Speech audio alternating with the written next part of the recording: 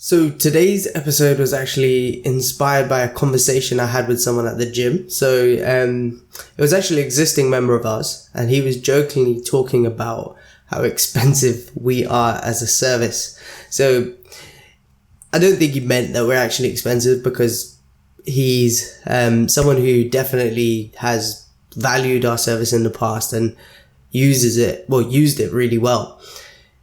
I think he was just joking about it, but it did kind of get me thinking. So he was talking about like how many things he has to pay for in terms of like tuition and children's school fees and all these things that come about with just life in general. And adding like a payment on top, like for personal training, is another expense. So it kind of got me thinking about like, are we worth the value? Like, and I guess that depends on you as a person and your mindset. So a lot of people tend to look at exercise as an expense as opposed to an investment.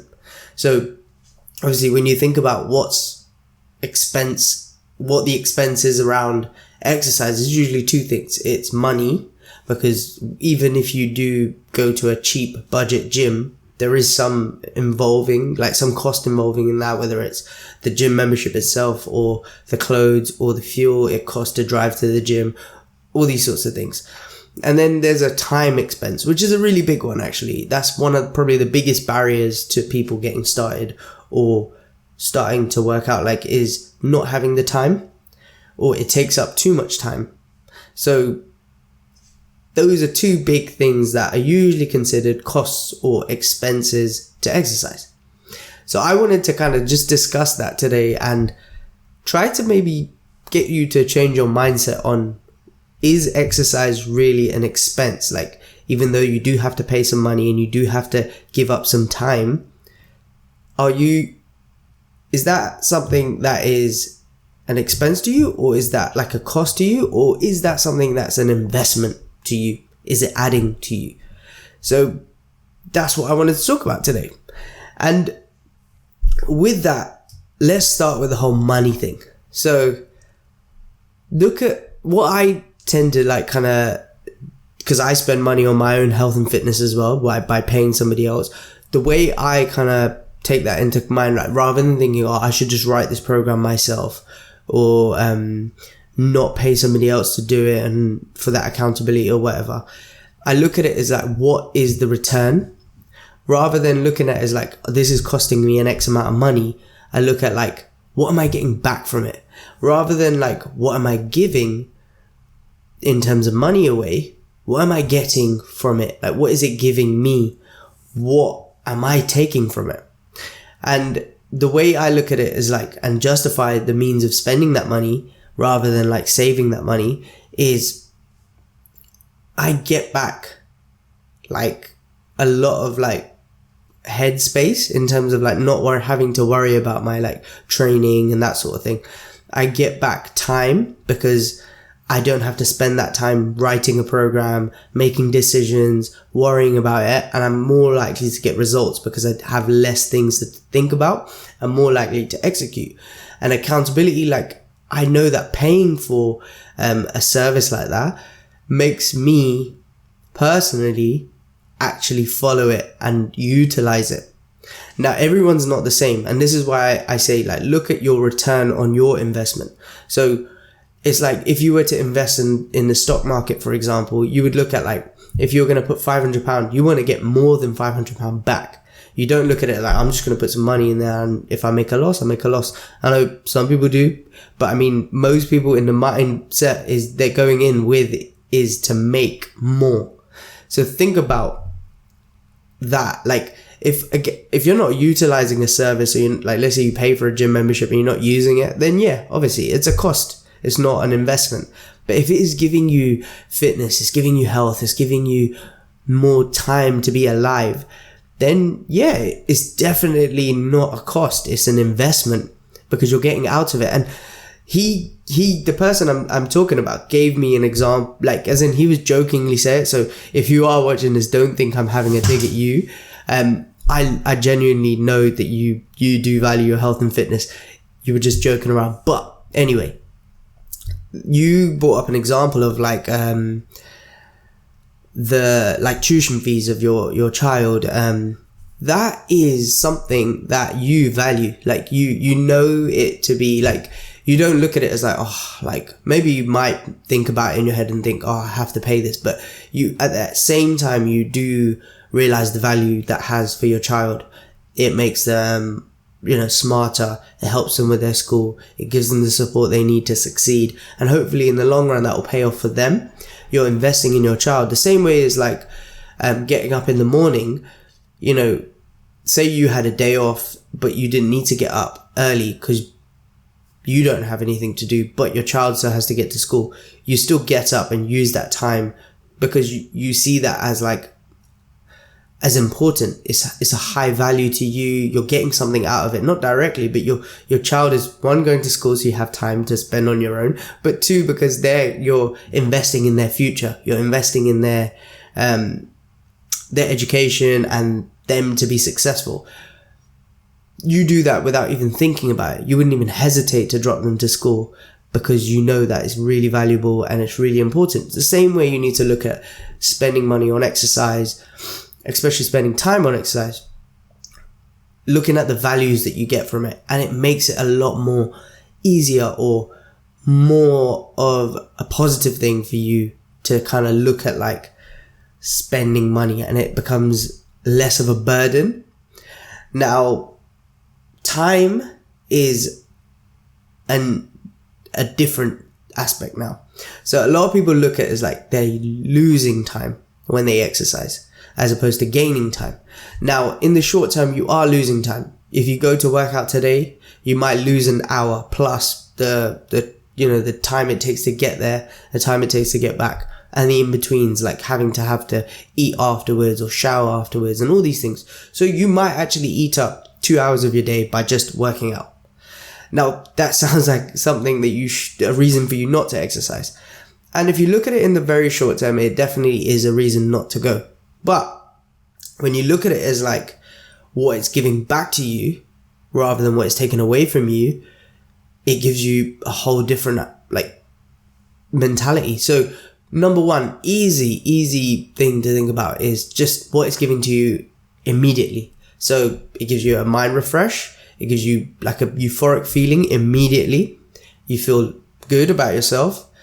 You look good. Like, I know exactly at that time you might not look good, but over like time you do tend to like look better and feel better. You're improving your fitness, you're improving your health.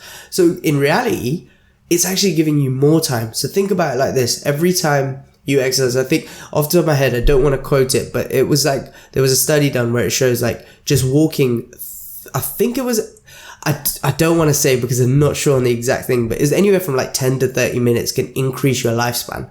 Literally 10 to 30 minutes a day can increase your lifespan. Don't want to give exact figures because I can't remember how much it was by. But if you're looking at it like that, like giving yourself 2 hours to work out once or twice a week, 3 times a week, whatever it is, 60 minutes to work out. You don't need to work out for 2 hours. 60 minutes to work out 3 times a week is going to have massive returns on the back end. So even now, like, you're going to be able to enjoy your life a bit better because the quality of life improves. But on the back end, you're living for longer. So you're actually getting that time back.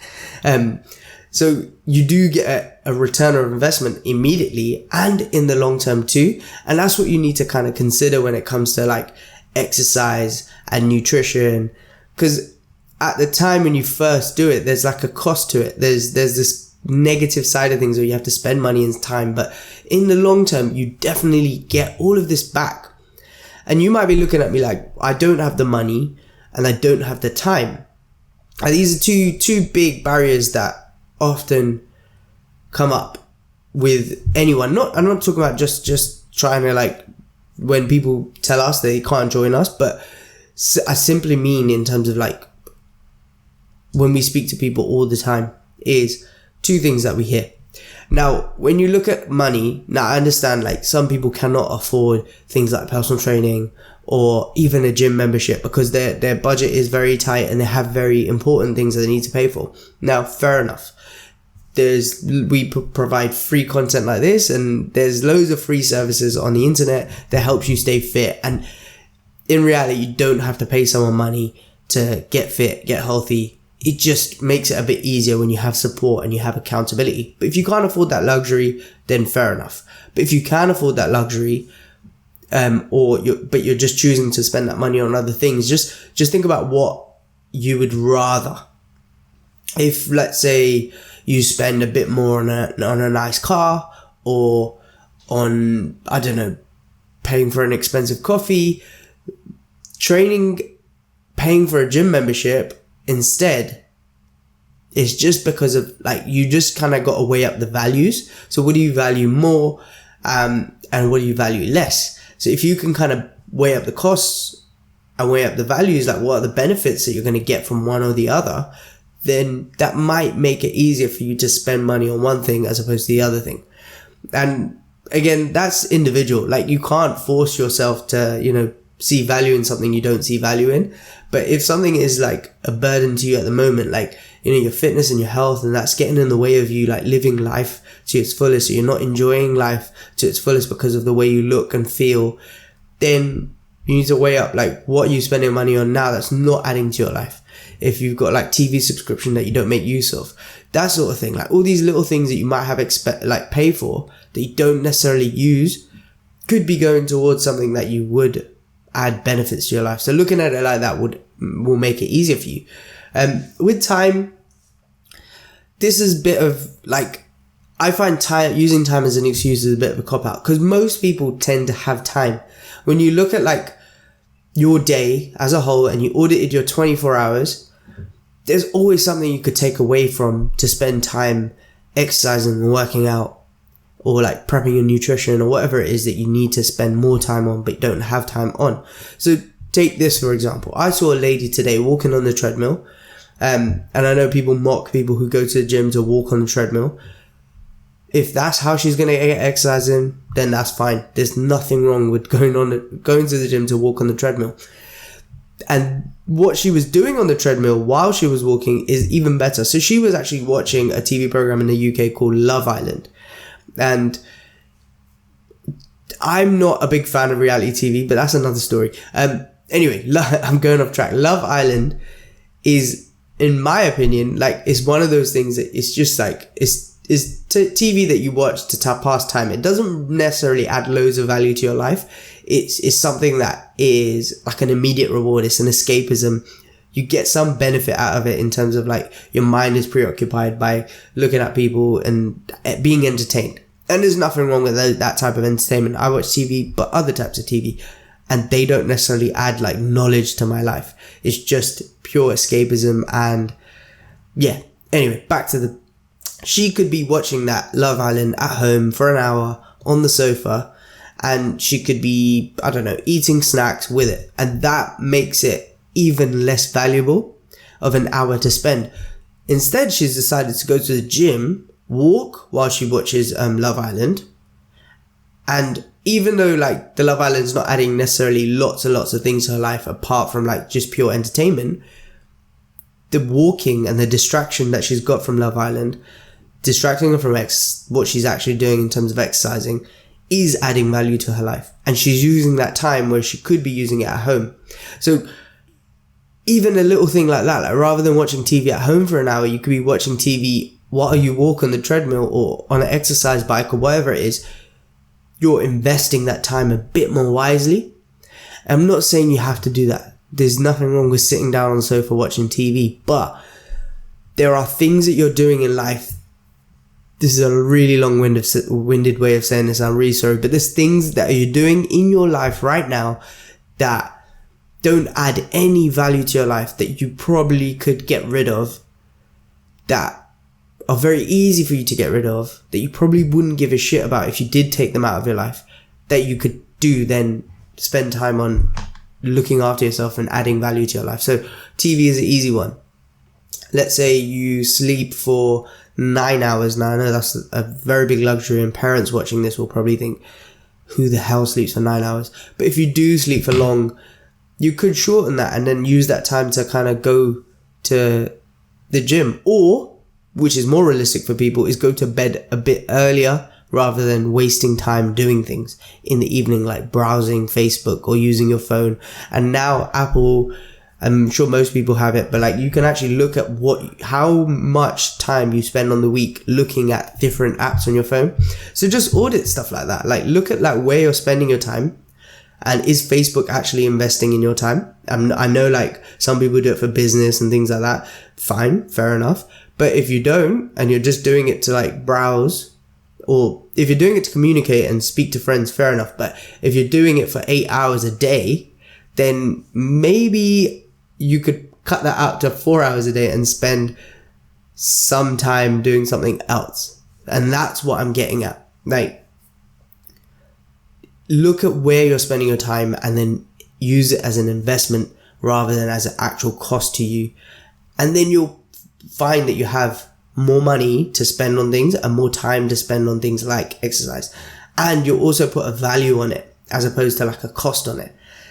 And this can't be forced. It literally has to come from within you. You have to want to change it in terms of like, you have to actually value your health. You have to actually value fitness, all the things that come with exercise and fitness and nutrition and all these things that take up time and money. You need to like value the things that they give you.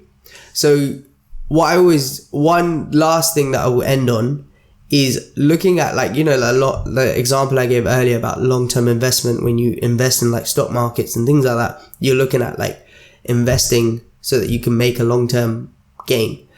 Now, look at like training in the same way. So if you're 30 years old right now, you're 40 years old right now, you're 50 years old right now, whatever age you are, add 10 years to that time. Now that 10-year on person, so for example, for me, I'm 30, I will be 30 this year. So 40, when I'm 40, I want to be able to thank my 30-year-old self for spending time and spending some money on things that have benefited that 40-year-old person.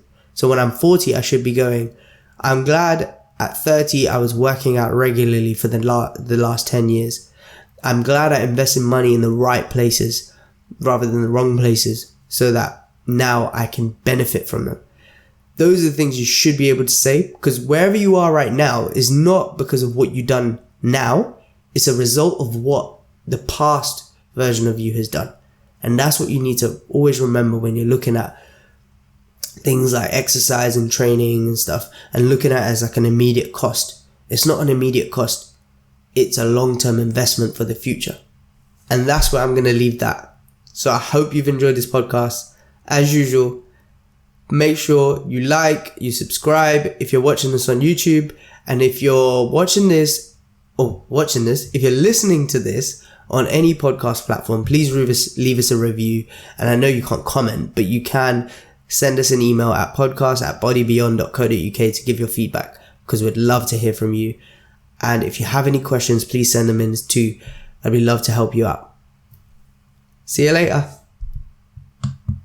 Or hear me later. Bye.